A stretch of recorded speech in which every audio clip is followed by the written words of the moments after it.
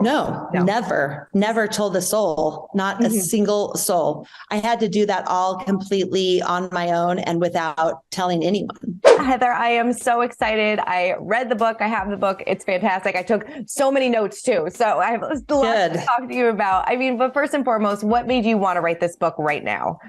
Well, I mean, first, it was the first time I've ever been given the opportunity. You know, no one's ever asked me to write my story before. And so when the opportunity came up, I jumped at it. But I really felt like it was important if I was going to break the legacy of generations before me. I wanted to make sure that I told it with my voice, with my experience, from my perspective, so that my daughters would understand, the generations that come after me will understand, and that I left no stone unturned. And it felt like the only way to do that was with a book, you know? Definitely. I mean, out of everything in this book, what do you feel is going to shock the Mormon community the most? Just the fact that I'm talking about anything. I mean, we are a very, very secretive community, and a lot of what we do not want the world to know about. And I felt like I had to tell how that was for me, being born into this faith and being inducted into these rituals without any prior knowledge either. And I think people will be shocked at how intense it is, how all-encompassing, and how we may look like normal, everyday Americana, but we are deeply, deeply committed to our faith through death oaths and ritual. Right. I mean, when did you come to the realization that maybe this wasn't normal for you? Probably the first time I went to the temple. Right. Yeah. I was going to say, but you're in it, you know, it's like, how do you switch horses midstream? And I was even luckier than a lot of girls. You know, I went through as a missionary, so I still had a little bit of room to walk away, but most girls go through the temple and realize these oaths and commitments they're supposed to make while their husband's on the other side of the curtain. And so that takes a lot to say, too weird, I'm leaving. You know, we dreamt of getting married in these beautiful temples like a princess, not like a servant, you know? Right. Do you feel like I'm sure you're not the only one, but there's so many people that probably are way too deep into it and feel like they can't get out and feel like they don't have the voice to come out and talk about this. Do you feel like you're kind of giving those people that voice as well? Yeah, I think that representation is important. And I think this is the first time a Mormon from the inside has told it from their perspective and not left any details out. You know, we've seen a lot of Mormon content, but it's told from other people. I mean, this is from a Mormon that believed it, that lived it, that wanted it to work, and it fell apart. And I'm able now to tell why and how it can be very destructive. I mean, when did you realize that it did fall apart for you, that there was just no way back?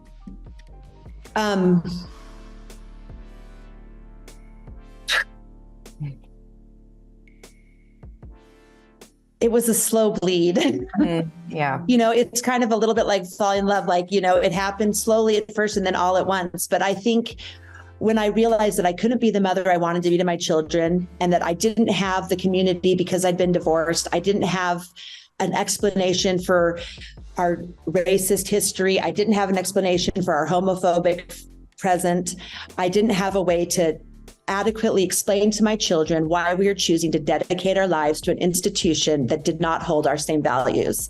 And dancing around it, when your kids become of age and they start asking questions and they start wanting to step outside the box, I had two choices as a mom: to either clamp down and toe the line or really examine it honestly. And Housewives gave me a platform to talk about it, but really that process had been happening for years, probably since I was a little girl, and it got stamped out of me. You know, you get told, like, you know, the consequences if you don't do what you're expected to do. And I'm living evidence of those consequences, because everything I predicted that would happen with my family, that would happen with my community, that would happen with my closest devout Mormon friends has absolutely happened.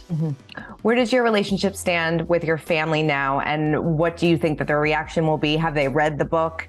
And are you hoping that maybe things change? I'm assuming they have not read the book because they have not acknowledged the book, that it even exists, nor do they really acknowledge that the show even exists or anything that has taken me away from this life as a devout Mormon. So I'm sure the fallout will be even more intense than what it is now, but my family's definitely changed. We're under a lot of strain, and it's not like it used to be. And it probably, I'm right in the thick of it, so I don't know what's going to happen on the other end. They haven't had the chance to read the book, but they haven't requested or even acknowledged it either. Mm-hmm. Yeah. Are you nervous for them to read it? Or are you hoping that, like I said, maybe things will change? I was scared for them to read it for the longest time. But then now that I'm over that and it's written and it's there, there's the part of me that's just really sad that they might not ever read it, because there was so much good about my childhood. There was so much love in my family. And I feel like I've tried to honor that. And just because I have chosen to live without that faith doesn't take away from the wonderful way that my parents raised me, Yeah. And so I would hope that they see that I tried to honor all the good, but I had to be honest and respect the bad. Definitely. No, it seems like you had a really beautiful childhood growing up. And, I didn't realize that you were this amazing pianist as well. I learned so many new things. It's so cool. I absolutely love that. You do open up a lot about your marriage in this book as well. Was that painful for you at all to relive? Was it cathartic? It was very cathartic. I felt like I owed it to my daughters to explain to them why I fell in love with their dad, why I was so committed to the marriage, and why I hung on to it for so long, even when it was clearly falling apart. And that was something that I wanted them to have as a legacy, their mom's perspective. I know marriages are difficult and hard, but I never knew a single problem my parents had. And I know they had to have had them, but I wanted to take away from that painted on smile and that cult of happiness and really show them like it was hard, but you guys were worth it. Yeah. It was interesting because it seemed like you had this beautiful love story leading up to your wedding. And then you said like 3 days later, you're like, uh-oh, what just happened? Was that real? Like, were you like 3 days into this? Like, oh my God, this marriage is doomed. Yeah. We've made a terrible mistake. We were so committed on getting to this next step of our lives that we didn't consider what it would be like to live in this phase, Yeah. Has he read it? And did you give him any warning about it? And what's his response been? He has not read it. I hope one day he does read it, but his response has just been pretty much like our marriage, like I'm invisible and he does his own thing. Mm-hmm. Yeah. Is that difficult for you? It's difficult. There's safety in knowing that he doesn't care enough to read it, and a lot of it is just because we don't believe in indulging anything that is disparaging about our faith. We just look the other way. It's like we just step over the mud puddle. Mm-hmm. So there's some safety in that, but then there's also the loss because the people that might really find it interesting or relate to it might not want to pick it up because they're afraid of what they'll see inside. Yeah, definitely. What's your co-parenting relationship like? I have 100% physical custody of the kids. They live with me. They sleep here. They don't sleep over at their dad's. I am the mom. That is my job. That was my job designated in heaven. That is my job until they die. I am the parent, and dads are meant to provide and preside, and that's it. Mm-hmm. It must have been really difficult for you, I would imagine, kind of, putting on this facade, like when you knew that the marriage was over and you still had to, put on this image that everything was great, talking about like photoshopping everybody into the Christmas card. I mean, that had to be a really difficult time for you, I would imagine. It was terrifying because I thought that my credibility and my place in the community was contingent on being part of a nuclear family, a basic family with a dad and a mom and kids. And I knew the loss that I would feel if I couldn't be a part of that. And it was real. When I was divorced, I wasn't part of the community anymore. I still had friends that loved me and I could see everyone at church, but we are a religion based on family. And it's weird to invite the single mom and her 3 girls over for Sunday dinner. It just doesn't work. Right. Yeah. And you also, did you ever tell anybody in your family about the DUI? No. Never told a soul, not a single soul. Like, I mean, that would have been a conversation that I got pulled over, passed the bread, I had to do that all completely on my own and without telling anyone. Mm-hmm. So if and when they read this book, that will be a total shock to them.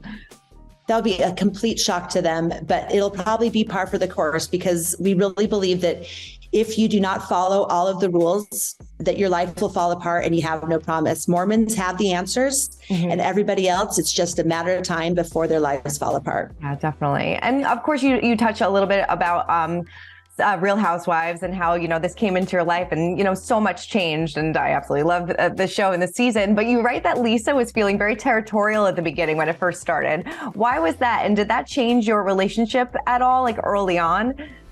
I didn't realize that. Lisa and I started out at odds. We had a huge fight, before cameras were even up. And so the fact that she was territorial, I picked up on, Meredith picked up on, and it was just kind of like that unspoken. I think all girls know that game where it's just like, oh, okay. I am persona non grata. And it was pretty clear from the beginning, that I had to that this was no longer a friendship or a safe space for me to be in. Yeah. And still no longer a safe space to be in. Not a lot of progress there. Definitely not. Do you really think that Meredith F to half of New York? No, I do not. She's a hobnobber. Like I describe her in the book. She's a professional hobnobber. I do not think she's a professional escort. No, definitely not. You do write about the first time that you met Whitney. She was pantyless. You were, photographing this bourgeois photo shoot. But you do say this in the book. You say, I walked over, picked up her, talking about her panties, picked them up and slipped them into my pocket. You never know when an eye patch might come in handy. Obviously, when I read this, and I'm sure a lot of people are going to insinuate that you are saying that Whitney gave you the black eye. Did she? Oh, I didn't even pick up on that. When I wrote about the pirate eye patch, I just had a little funny thing for me about pirates, and that's what they looked like. They looked like a microscopic pirate's eye patch. And I originally wrote that line and said, you never know, we're going to need an impromptu Halloween costume. But then it became, nobody understood it. So then when I got the edits back, I was like, okay, well, it's an eye patch when you're going to need an eye patch. And then when I got the black eye, it was like a full circle universe moment, because that part had been written. I was just trying to finalize the details. But the book, I started well before season 3, Okay, so funny turn of events. Right. Whitney did not give me the black eye. Whitney did not give you the black eye. Okay. That we know of. That we know of. Do you find it, obviously fans watching the show this season are a little frustrated that we don't get that answer. Are we going to get that answer eventually? And why did you want to keep this story to yourself? Well, I kept the story to myself because I didn't know how I got the black eye. I blacked out and woke up with a black eye, and I felt like the cameras were there. They were recording everything, and I was told there would be footage that would reveal it. So I was just waiting for the footage, and I wanted to play along and also keep it to myself and try to keep it from becoming more than it was. Right. But like we know with reality television, if you don't want to talk about it, we're going to talk about it. Right. And it became something that I had no control over. I was exhausted from the behind the scenes, constant conversations about the black guy, when I was the worst person to ask, because I woke up with it and I wasn't the one with the footage. Did you watch the footage back? Do you know who gave it to you? I can't say it. I haven't ever seen the footage. You've never seen the footage. So you still don't know. I have my theories. I have theories and I remember certain things, but I don't want to ever say anything incontrovertible because I'm not the one that knows. Interesting. Will we find out at the reunion? We talk a little bit about it at the reunion, but you'll just have to wait and see. You'll have to wait and see. Okay. Did you ever want to go back and add it into the book? No, there's a temptation to rewrite history, but this book was about me becoming a housewife and kind of getting swept up into this new world and life. And it really wasn't about me being a housewife. So it felt, it just felt indulgent to be like, let me explain what nobody can explain anyway, Sure. Yeah. Are you frustrating all around? Yeah. Are you and Whitney still on a friendship break? Yeah. Now I know about it. It's a lot easier to participate in. Do you think that friendship break will ever be over, or do you want it to be over? You know, I think this is really how Whitney wants it to be. She wants to be on her own. She doesn't want to feel obligation or loyalty. And I'm kind of an obligation loyalty girl. So I don't know. I don't see any stormy weather for bad weather. I think it's clear skies from here on out. She's doing her thing and I'll do mine. Yeah, you know, you write about that you were a big fan of Mary in the book. You know, you write about your first dinner that you had together and, you know, they pulled out all the stops for her. She was like this VIP. Should she come back to the show? And have you ever tried to convince her? Do you still have a relationship with her at all? You know, we haven't talked at all since we stopped filming, but Mary, I think, was as crazy as things got. She was reality television gold. And I always say you can always use a few more nuts in the trail mix. You know, we're all here together. And I think as a Housewives fan, I would never discourage Mary from being on TV. I think she belongs there. But we haven't spoken since season 2. Yeah, obviously, you know, Jen was just sentenced last week, you know, 6.5 years in prison. I mean, have you spoken to her? And, you know, obviously you stood by her all season long. Are you still standing by her now? No, you know, I was labeled ride or die because I had a friend that was looking at me and telling me she was innocent. And everything changed for me when she pled guilty. And I just now, my focus is on the victims and her family and the collateral damage of, you know, this crime that she perpetuated and admitted to perpetuating. And I just hope that everyone can be made whole. I mean, what do you think, obviously, you know, what do you think the future of Salt Lake City looks like now? Because obviously things are going to be changing next season. Obviously people won't be there, but so how do you feel like what do you think the future holds for this franchise? You know, I don't know. I've thought a lot about it because as you see in the book, you know, like this was me getting pulled into this. You see me meeting Jen, you know, when she's running this ring and like all of the people and her power and that spell she was able to cast. And you see me meeting all these women and now we're kind of all in shambles. So I don't know what the future is. As a Housewives fan, I want to see everybody, you know, on TV forever, but I don't know what'll happen to Salt Lake City. It's too soon to tell. Yeah, it is too soon to tell. I mean, obviously I learned so much about you reading this book. What are you hoping fans learn about you when they read this book front to back?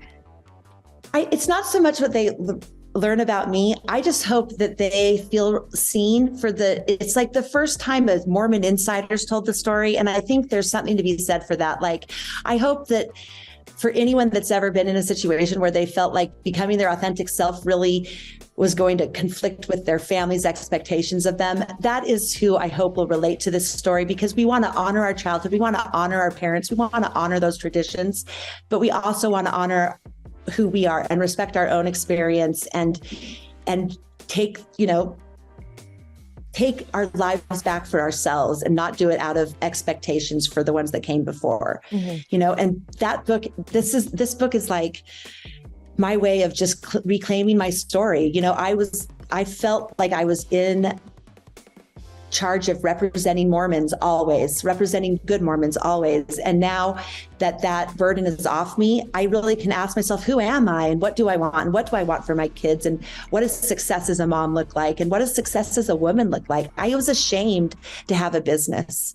I thought that meant that I was a bad mom, a bad wife, and I couldn't keep a marriage, you know, because those were the only things that had any weight in my community. And they still are the only things that really have weight in my community. But the Housewives has brought me into a whole other world where people like women that start businesses and like women that, you know, raise their daughters with sex positivity, you know, and that's something new that I'm trying out and I'm just barely in it. So it's probably going to be really messy. As we've seen season 3, like this is a messy process for me. I'm trying to figure it out and I'm doing the best I can, but I'm sure there'll be a lot more bumps in the road. Yeah, definitely. Would you characterize this season as a bump in the road for you? Was it a difficult season looking back on it?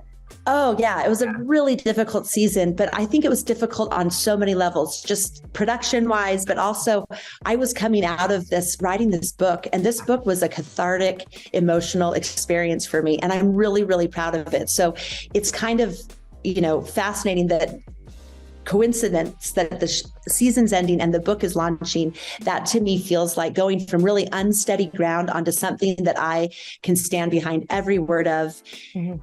Mistakes and all, how I've lived my life, and to give myself a little bit of grace, but also for my daughters to know that, you know, we're in it together and I'm going to be behind them no matter what. Definitely. Are you dating anybody at all? Are you, you talk a little bit about it in the book when, Jen was like, making sure that you were okay, going with this guy. Are you dating anybody at the moment?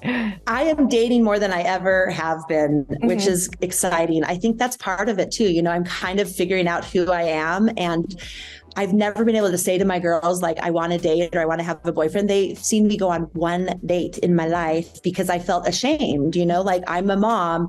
I'm not a sexual woman. I don't want them to ask about sex or know about sex, but that's all slowly changing. And I really want a man in my life. I'm a monogamous one man girl, and I'm looking for that special guy. Yeah. Marriage again? Would you get married again or no? Absolutely not. I mean, maybe like twigs on a beach somewhere, just, symbolic. Like I love the concept and idea of it, but it's not a good space for me to be in. Yeah, just a good time.